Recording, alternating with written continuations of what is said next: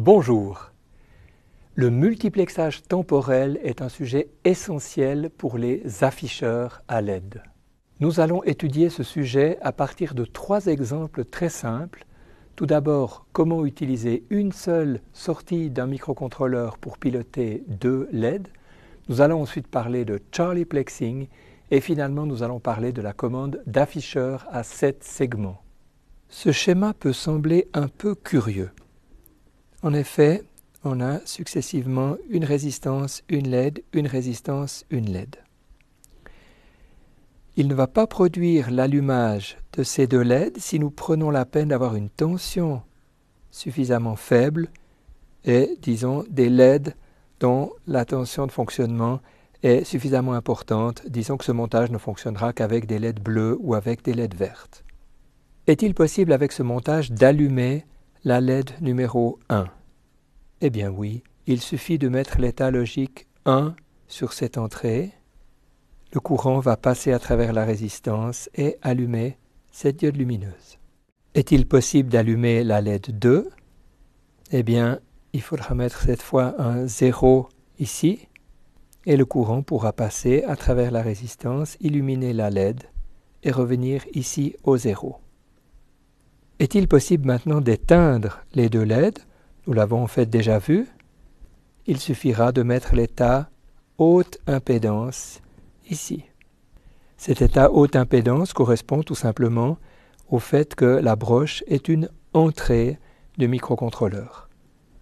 Il n'est évidemment pas possible d'allumer les 2 LED en même temps. Par contre, ce que nous pouvons faire, c'est allumer alternativement l'une et l'autre. Regardons comment programmer ce montage. Tout d'abord ici, nous définissons comment il est possible de mettre la sortie à 1, la sortie à 0 ou la sortie à haute impédance. Pour le 1, il faut mettre le mode sortie. Pour le 0, il faut aussi le mode sortie. Mais pour le 1, il faut écrire une valeur 1, alors qu'il faut écrire le 0 pour mettre la sortie à 0.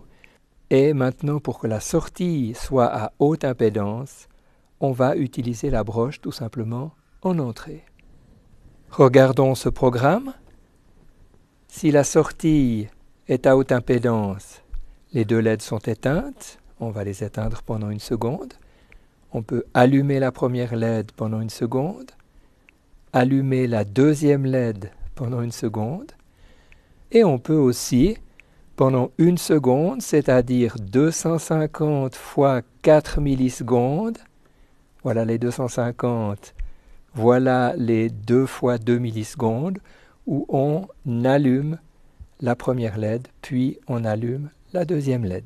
On a donc bien 1 seconde avec les 2 LED allumées, pas tout à fait allumées, puisqu'elles ne sont allumées que la moitié du temps. On a donc une intensité un peu plus faible. Est-ce que ce montage est véritablement utile? Eh bien, si une fois il vous permet de sauver un projet où il vous manque justement une broche sur un microcontrôleur, eh bien, ce sera bien. Il existe en effet beaucoup de petits microcontrôleurs qui ont très peu de pattes, en particulier le fameux AT-Tiny 85 qui a son fan club sur Internet. Et vous verrez qu'avec des astuces de ce type-là, on peut faire beaucoup de choses avec un petit microcontrôleur. Nous allons regarder maintenant un montage un petit peu plus compliqué. Ce système s'appelle Charlie Plexing, du nom de M. Charlie Allen de la société Maxim Integrated qui a inventé ce dispositif astucieux. Vous voyez que nous avons 6 diodes lumineuses, nous avons 3 résistances série et nous avons 3 broches du microcontrôleur.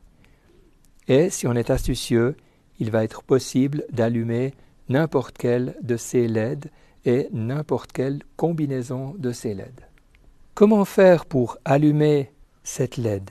Il faudra un 1 ici, un 0 là. Par conséquent, on va mettre un 1 ici, un 0 là, et laisser à haute impédance cette 3e broche. Et on voit que ce système est applicable à n'importe laquelle de ces 6 LED. Mais comment faire maintenant pour les allumer en même temps?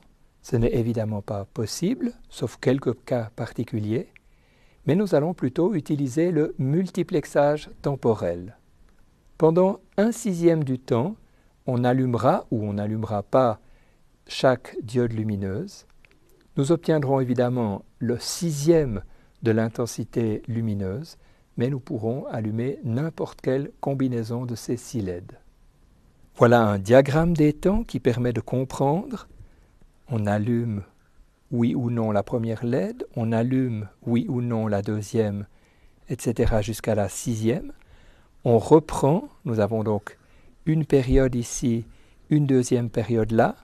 Nous pourrons donner l'impression que les LED sont allumés de manière continue si cette fréquence de multiplexage est supérieure à 100 Hz environ. Vous n'allez peut-être jamais utiliser du Charlieplexing, mais j'espère que vous avez pu comprendre le principe du multiplexage temporel. Nous allons maintenant l'appliquer pour une application beaucoup plus connue, les afficheurs à 7 segments. Tout le monde connaît cette disposition des segments pour afficher des chiffres. Pour afficher le 1, on illumine ces 2 segments. Pour afficher un 7, on va ajouter celui-là.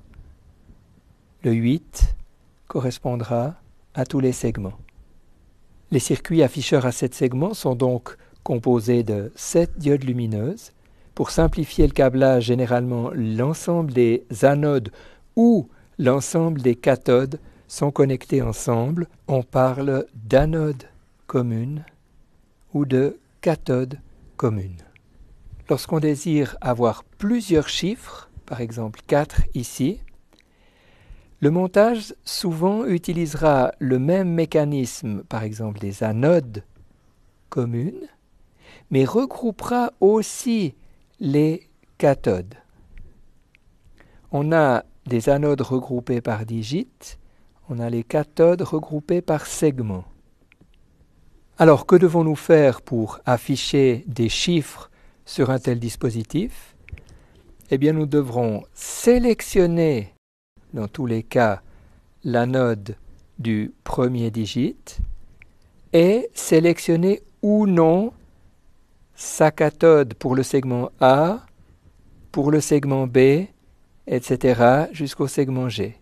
Puis, nous devons sélectionner la deuxième anode, l'anode du deuxième digit, et sélectionner ou non les segments. De même pour le troisième, de même pour le quatrième digit. Ce motif va bien entendu se répéter si la période est suffisamment courte, c'est-à-dire si la fréquence est suffisamment élevée, si possible au-delà de 100 Hz, l'œil ne percevra pas l'affichage successif des digits, mais verra l'ensemble des digits allumés correctement. Voilà le montage correspondant avec un microcontrôleur. Les segments peuvent être alimentés directement à travers une résistance, puisqu'il n'y a jamais qu'un segment allumé à un moment donné, puisque les digits ne s'allument jamais en même temps. Par contre, pour les anodes, on peut avoir tous les segments allumés pour un digit donné, et par conséquent le microcontrôleur qui est capable de fournir assez de courant pour une LED, mais qui n'est pas capable de fournir assez de courant pour 8 LED, devra avoir son signal amplifié par un transistor. On voit ici que c'est un transistor PNP. Le courant va passer de son émetteur vers son collecteur. C'est donc un zéro logique ici qui commandera les anodes correspondantes. De même, ce sera un zéro logique sur l'une de ces sorties qui va faire que le courant pourra passer. On est donc complètement en logique inverse si on avait pris des cathodes communes et des anodes reliées au segment, on aurait l'effet inverse et on aurait pu utiliser des transistors NPN. Nous avons vu comment commander 2 LED avec une seule broche d'un microcontrôleur. Nous avons parlé de Charlieplexing. Nous avons regardé comment on utilise des afficheurs à 7 segments. Mais le but, c'était de comprendre le principe du multiplexage temporel qui sera intensivement utilisé pour les afficheurs à LED.